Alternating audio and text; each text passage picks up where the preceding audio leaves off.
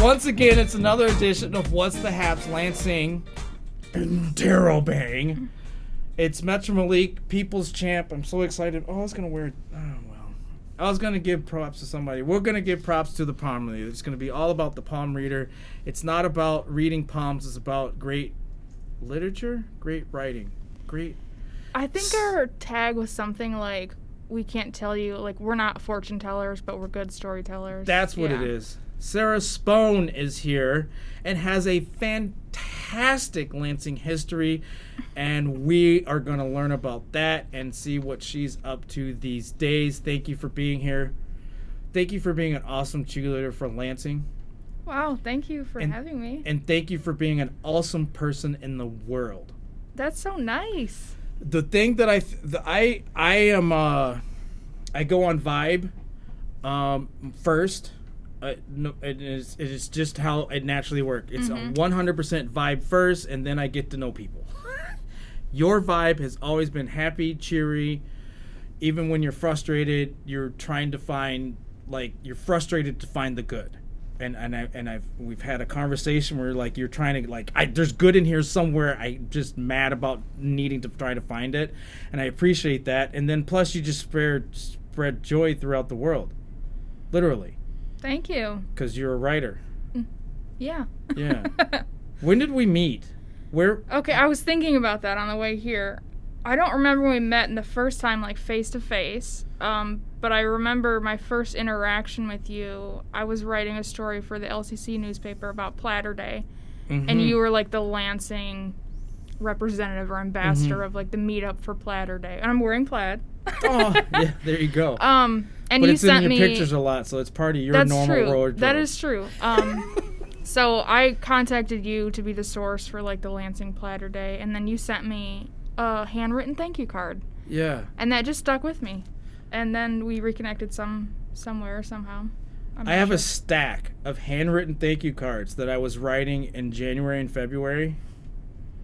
They're in a Ziploc bag, and I'm just gonna send them out without looking at them and going, this was written pre-COVID.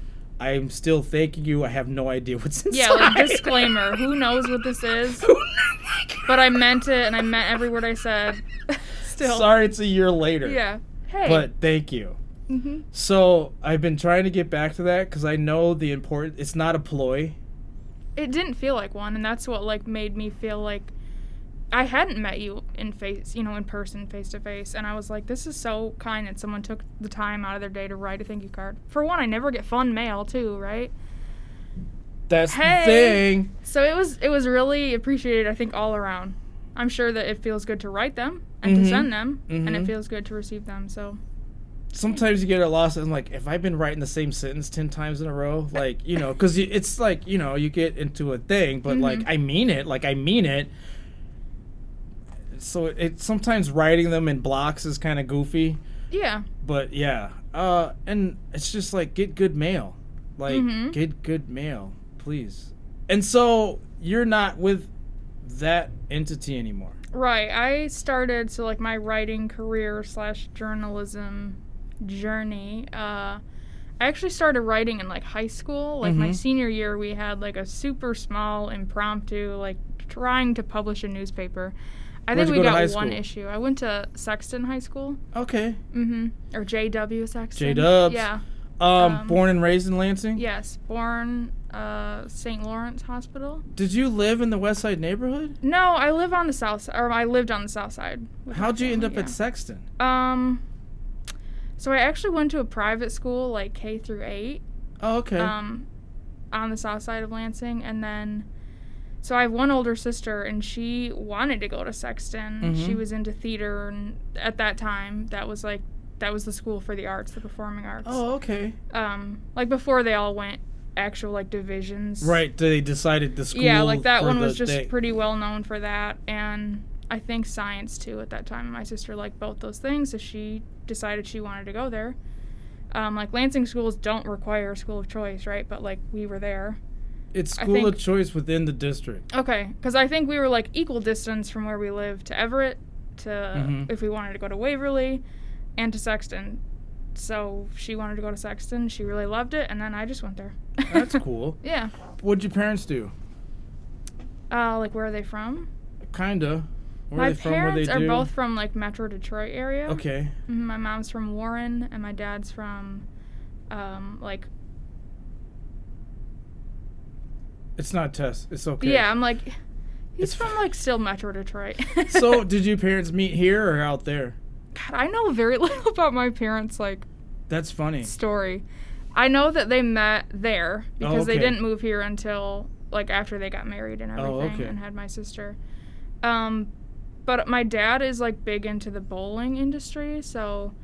Yeah, he works... Whoa. There's a big bowling industry in Lansing? I'm not sure anymore, but definitely Wow. back in the 80s, bowling Yeah. was a lot bigger. And he worked at a couple bowling lanes Nice. over there. And he, like Roseville. And he and my mom met through bowling, I think. That's like a romantic movie, rom-com. That's adorable. I mean... Bowling, yeah, I can't sure. bowl, but I see the fun in bowling. And Yeah, I see they were the like on camaraderie. leagues and they bowled a lot. And Yeah, there's camaraderie depending on if you're amateur or pro or if you want to travel. I mean, it's like, it's that whole subculture of bowling. Like, I've always kind of admired it in that whole romanticism type of way, bowling. And I've never been good at it because it's work. yeah. Bowling is hard. Yeah. My dad's from St. Clair Shores. There it goes. It was in there. It was so there. All right, so you started your writing career. Did you go to college for that? How that worked Yeah, out? so I went to LCC and had no idea what I wanted to do. I thought, like, writing, or I just thought English because that was, like, the blanket thing, right? Especially if you went to a 4-year college, like, you pick a very broad scope. degree. Yeah, so it was like, are you going to study English? Like, I hated to read. So I was like, I really don't think English is a good fit, but I'm just going to, start there. And so when I went to LCC, I had the opportunity to kind of just take a little bit of everything. Like, I literally took, like, hospitality classes. I took advertising. I had no idea what I wanted to do. But considering tuition compared to other places. I felt like I had the freedom to do that. Yeah. Yeah. Considering the type of people that are teaching. Mm-hmm. Considering the convenience of location. Parking has changed a little bit over the years. It was a lot easier to park before. Yeah, parking, if that's, like, your biggest issue, that's But that's pretty good. the thing, right? That's pretty much the biggest issue. Mm-hmm. Sidebar, I'm looking forward to be able to put this out. I met the first employee of Lansing Community College, and we talked for over 2 hours. What was his or her name? Wow. He's an adorable 88-year-old man. Does he have a building named after him there? No. Oh, then I But won't he know his knows name. That's a Gannon. bummer. Okay. I'm not gonna find Philip his J. name. Gannon. He knows him. Because he was the first president when the community college started, basically in Lansing School District, and then he was basically the accountant. He didn't want the job. They had to ask him to take the job 3 times. It was adorable. I mean, think about somebody born in 1933 and all that. And then, so all those changes, and then something that began, he was like there at the beginning. I was so enthralled. So Lansing Community College worked well for you. You did the thing, and then why did you? So here's what I like to get: you're here and you choose to be here. Why is that? Why I choose to be in Lansing? Yeah. Yeah. I think, like many people who grew up in Lansing, I think Lansing, you really can just, like, fill in the blank. Anyone that grew up in their hometown, they have this idea that they need to go away to bigger and better things, and that's, like, a measure of success. If they graduate, they go away to college, they move to a bigger city, they get a career. I think that's, like, normal trajectory for a lot of people in their minds. But I think a lot of people I've met that have either stayed in Lansing or moved away and came back to Lansing, I think their story oftentimes is more impressive to me, who chose to come back and start something here after seeing the real world, right? Or, like, bigger opportunities. And they're like, hey, I want to return to Lansing because it's special to me and it means something to me.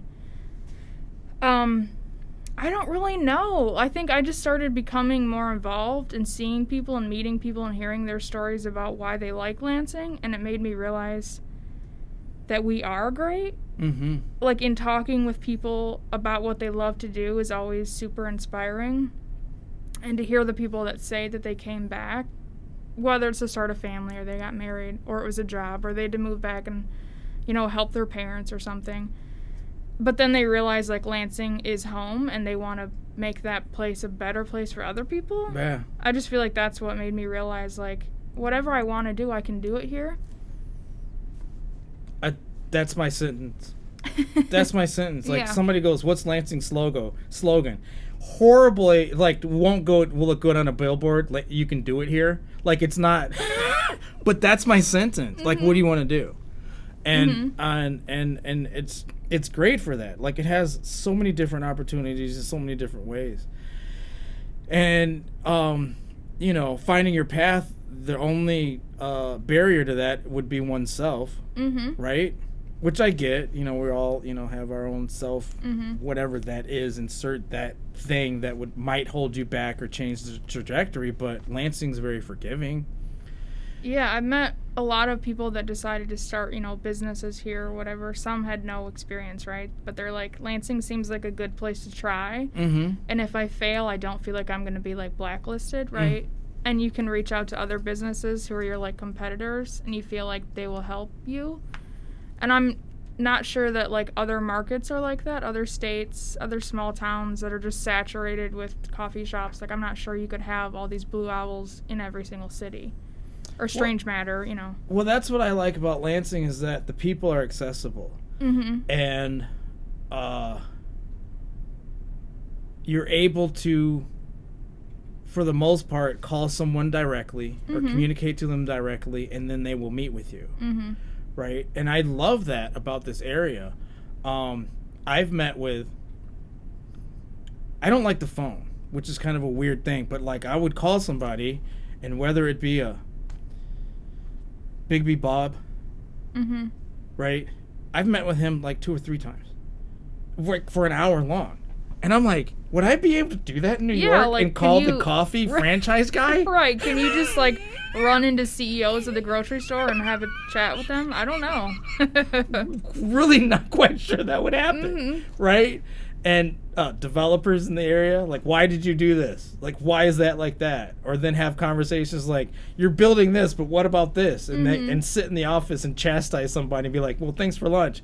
Like, I'm not sure if I'd be able to do that in other places. And I love that about Lansing. It's great. You still on the radio?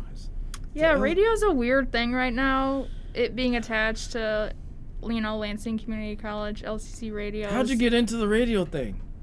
Actually, it was a story assignment for the LCC's newspaper, The Lookout. I had to write a story about the radio station, and I was like, we have a radio station? At LCC? No idea. So I had to write a story about it. I went down there and, like, met the people and made some of, like, my best friends there. Yeah. And then I was like, hey, I want to volunteer here, so I just started that. That was a long time ago. It was like 8 years ago. Just still doing your show? Not since COVID. So, like, the college kind of, you know, shut down. That's right. It did shut down. Like, March. I think my last time I was on the air was, like, the first week of March. Because what's his name? The manager, I can't pronounce, Dedalian. I've talked to him a couple times. They're trying to keep it alive. Yeah. It's hard. I get it. But I think it's important, and it's thankful that Lansing for so long had a voice. There's a reason why there's public access. There's a reason why this show all of this is so important. Because this show wouldn't happen if it wasn't for public access, the local public radio, and all those things. We would not be able to have that content, and that was the reason why it was put into law as far as public access, right, for cable companies, because they're piping in L.A., and then little L.A. would get pushed aside. So yeah, I totally agree. I think places like this and LCC Radio are such great, like, voices of the community, and I don't mean that in, like, a radio voice, right, that's like a local celebrity. I mean, they literally have people from all areas of the community with their events and their nonprofits and their organizations. And they literally speak their own words about what they do, and it just broadcasts. In their own words, like I liked listening to be like, oh, I have no idea what is being said because it's all in Spanish, and it's been in Spanish for 3 hours. Yeah. And I love that. The programming is all over the place. All over the place. Yeah. And then reggae, and then this, and then rock, and then new music, and then all this stuff. And I was thankful it was there. I didn't need to like it, right? Because there's different things for different people. And when I turn it on, I'm like, oh, I have no idea what this is. I'm so glad it's here because obviously somebody appreciates this. Yeah, and it was nice too because like if you went into something with no expectations, you're gonna learn something that you never would have seeked out in other places. Like when I first started there, we played so much folk music and I just hated it. And I think we've like grown away from that and got a lot of different programming and different shows, and I like that. But I also, like, have found myself listening to things that I'm like, I would have made fun of myself for listening to this. Right. But then you learn that appreciation. Yeah. So, I mean, I guess we should talk about the palm. I want to get everything in. Let's talk about the palm reader. Yeah. The blog, what do you call it? Yeah, right now it's a WordPress site. So, Yeah. like, I'm trying, the whole idea of, like, elevating things, faking it till you make it kind of thing. Like, it's a news journalism site. We're a grassroots publication. But it's fun seeing you you're talking to the people in the streets. Like, you're getting grimy with people. What's the thing with the Mila and the musician, their collaboration and your series on that. I mean different things, and once again that's not going to end up on network news, right? So it's a resource. How do people receive it? Lately we've had this strange like momentum of people either complimenting us for our coverage or reaching out to figure out more about how they can let other people know that the palm reader exists, and I really appreciate that opportunity. But it's bizarre because in my mind I felt like I kind of slacked on it since COVID or before. It's like when I say it's a grassroots thing, it's pretty much 2 people right now. Right. What's your partner's name? Jeremy. Yeah, Jeremy Cohn. And it started off I think with 4 people, and just people's their lifestyles change or they move away or whatever, or just the commitment seems too big. We all have other jobs. Like, this is not a paying thing, so Right. I understand people's lives, but... Believe me, there's been so many things I've stopped doing in my own world. People are like, why don't you do, people are like, why don't you help me do my thing? I'm like, I don't help me do my own thing. I don't even do that for me, yeah. What? I woke up... When I say I woke up this morning, I mean I finally got out of bed. I'm like, I don't remember sleeping last night. Yeah. Between the baby and listening to the news, and I'm not going to go into detail, but like all the things, and then the toddler, and then like, I'm not complaining, but it's funny. I go to sleep and I'm, you're lying there next to your wife and you're all happy and everything. And then in the middle of the night, you're like, why is there a toddler foot in my neck? Like, when did... Where...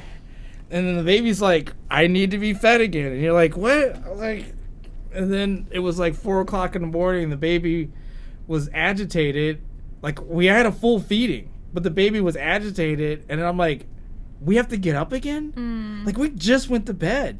So it's like 5. I'm like, do I take a shower now? Can I get a nap? Like, so when people are like, hey, Melik, can you do this? And I'm like, my new thing is like, I have 4 kids. Take them. I'll be glad to do whatever you need me to do. Yeah. And they're like, what do you mean? I go, that's bottom line. Ain't nobody got time for that. Take these 4 kids. You make sure they're fed. They don't beat each other up. The toddler doesn't smother the baby. You do all that. I'd be glad to go over here and... Yeah, I can't imagine. I don't want to imagine. I mean, it's a whole other thing. Now, I'm not complaining. It's just the way it is. That's your life. I love the kids. I love them all. Most of the time. Well, and sometimes I have, like, a problem where I have to think like that. I have to put myself in other people's shoes where I'm like, you guys signed up to help with this palm reader thing, and now, you didn't follow up on your commitment, but, like, everyone's life is not like mine, and everyone's priorities are not aligned with mine, so... I had a conversation with, you did a story with Artist Umbrella and with Brandon, and he was talking about how things were going, and I'm not putting anything in blast, but he used the words, people need to step up. I'm like, bro, people are where they are. You, as the leader, need to figure out, recognize that, and if something needs to be done, either you do it or you find someone else that fills the void. Because people, you have a great crew. But when things go on blitz, that doesn't mean all of a sudden everybody's going to be like, oh, I'm going to drop these other 10 things. And that's what I learned. You know, people are like, well, Melik, why do you do so many different things? I'm like, because when push came to shove, it fell back on me, right? So if I have the opportunity to be able to give, meaning I can pay you to do this certain thing, or is there a mutual agreement for this to get done, and then it can contain that. And that's what I was trying to tell Brandon. I go, you need to contain these things. These aren't infinite. These aren't long, you know, things are kind of, sometimes you got to package it, as much as I don't like putting things in a box. Yeah. But then you just accept it, like, all right, that was a moment. If it happens again, cool. If it doesn't, I recognize that. Well, and there's such like an ebb and flow. That's the thing. And if you have anything involved around creativity, you can't expect that someone is going to be at that level their entire career or involvement in your organization. You can't. They've been so gracious to ask me to be a part of their show, and I've had to turn them down. I'm like, I'm not funny right now. I'm not in the headspace. Or no the one time I did the most emotionally charged thing, I'm like, I'm not sure if you want me on your show. For where my head, like, I wrote down what I thought I wanted to do, and I read it, and I go, honey, look at that. She's like, you can't do that on stage. I go, I know. And then I did it, right? Now it worked out because I was able to get the nuances to make it, I mean, it was very uncomfortable, but the most uncomfortable, palatable thing that you could do. But I was like, 2 months later, can you be on the show? I'm like, dude, I put it all in the last one, bro. I've got nothing. Right? I'm not going to get up there and change a baby diaper. That's not... This is my life now. That's how I feel. Yeah, so Lansing. So this is going to be a unanswerable question, in a sense. What would you like to see Lansing be, or what would you like to be in Lansing as you progress in life? So however you want to answer that. I think I'll answer like the second half, okay. What I would like to be. Because I think it's harder to just try and like categorize an entire city and be like, this is what I want everyone collectively to be. I think it's like easiest if you just pick changes that you can do, small, like daily. Respect. Yeah. So sometimes I have a hard time like defining my role, and I bet you do too, where you're like, I'm a videographer, I'm a public media host, I am a photographer, I am a Lansing's ambassador. You have all these things, and you're like, at the end of the day... I never put that one on me. Okay. Other people's champ, right? People I think would definitely categorize you as at the top, and within that, all your other roles fall. But I think... Respect. You're probably like, what am I? Like, to other people they just see you as this one thing. Like, they know Melik as videographer. Other people know you in different roles. Like, that's how I think people see me. Some people know me from the radio. Some people know me from, like, business magazines that I write for. Some people know me for the Palm Reader. Some people know me from, like, working Common Ground and, like, music festivals and concerts. Like, everyone has this different, like, view. That's the other thing. That was the void that was in my head. I'm like, there's something else she does. There's something else. Common Ground was the thing. Yeah, there's a lot of those things, and I'm thinking, like, how do I sum all that up in one, not an elevator pitch, but, like, when you're introducing yourself, what the heck do I say? Like, what do I do? When I think of you, I think words and music. Words, music, and travel. Okay, that's good. That's words, nice, music, travel. Yeah, I should use that then. But I think... Sarah Spohn. Words, music, travel. Yes. And then, like, hire me at the end of that. Yeah, for hire. Yeah. I think, like, what I would ultimately want to be for Lansing is... I don't like the term, like, platform. I think that sounds like I have a voice that's more important than other people. I just think it goes back to, like, I want to be a storyteller. Yeah. And I think that comes across in everything that I do, like whether it's through radio and we're bringing on a band, this is the first time they've been on the air, or this is their debut record or debut single, or this is like a brand new startup business and I'm telling their story for the first time in a business magazine. Like each outlet, I think, comes back to storytelling. So I know that there's so many cool people in our town and so many people that won't reach Channel 6 or Channel 10 News. You know, they're not going to get a specific outlet of coverage, but, like, I want to provide that story to tell people. So I guess I want to be a storyteller. That's it, and that's what you are. And that's how I see you. Because you're always somewhere else. I mean, as much as you love home, before COVID, you travel a lot. I did, yeah. So, and I think that's great because you have, what I saw was you enjoy the attributes or things or the exciting part of being in other places, but you had a great foundation in this place. Yeah, and I agree. And that's I guess it resonates with me because I try to think the same way. I love going other places. What more do I love? Coming home. Right? Because going other places, you got to learn the nuances. It's exciting and it's fun and everything, but then all of a sudden you're like, this is so different, even though it's the same. I agree, and I also think that, like, in traveling, and this doesn't have to be world traveling, Lansing obviously is super central, where one day you can go to Grand Rapids, the next day you can go to Detroit. You can go to the same day if you want. Pretty much. But I think there's this idea, too, about, like, getting excited about what other cities or states or countries are doing and realizing that you can start it and bring it back to Lansing, right? That's so exciting to me. Yes. Be like, these other things can happen, and people will be like, well, we can't have that in Lansing. Like, start it yourself. Do the thing. And we will. Yep. All right, in closing, is there anything you'd like to tell the people? Where to find you? Where to do thing? Okay, yeah. The Palm Reader is on Facebook and Instagram. And then our website is thepalmreader.mi.wordpress.com. Yes. If you search for it, search like the Palm Reader MI, because you will get people that are like tarot readings and things like that. And we're not fortune tellers. We're just good. But you're telling good fortunes. Yeah, the outlook is okay with us. Yeah. Yeah. And also another thing. Yes. I would say one of my favorite musicians said this like in an interview, and he heard it from someone else, and I just keep passing it down the line, and it's just support the art that you love. And it's so simple and so important. And we, as a people, need to remember that as we take these adjustments after what has happened in the world. Right?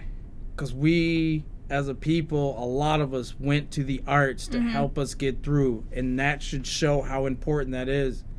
Quit taking it out of freaking schools. Keeping it, keep it, support it. Pay artists. Stop asking them do stuff for credit or whatever. And just like let people know that they exist. Yeah. Share their stuff if nothing else. Bless you for being here, Sarah. Thank you for having me. All right.